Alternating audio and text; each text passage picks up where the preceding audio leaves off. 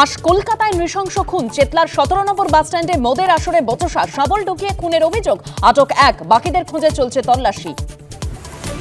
রাত হলেই বাসস্ট্যান্ডে বসে মদের আসর, খুনের পর সরব এলাকাবাসী।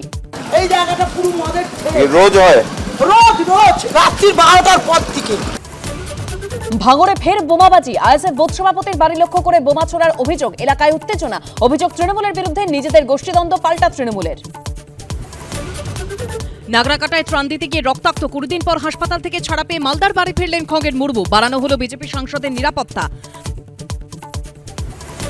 রাজ্যে ফের ডেঙ্গির বলি, এমআর বাঙ্গুর হাসপাতালে মৃত্যু, রাজপুর সোনারপুর পুরসভার 35 নম্বর ওয়ার্ডের বাসিন্দার। 6 অক্টোবর পরিবারে আরও একজন ডেঙ্গি আক্রান্তের মৃত্যু। বঙ্গোপসাগরে ফের ঘূর্ণিঝড়ের আশঙ্কা, দক্ষিণ 24 পরগনার উপকূলবর্তী এলাকায় সতর্কতা জারি প্রশাসনের। ধেয়ে আসছে ঘূর্ণিঝড় মান্থা।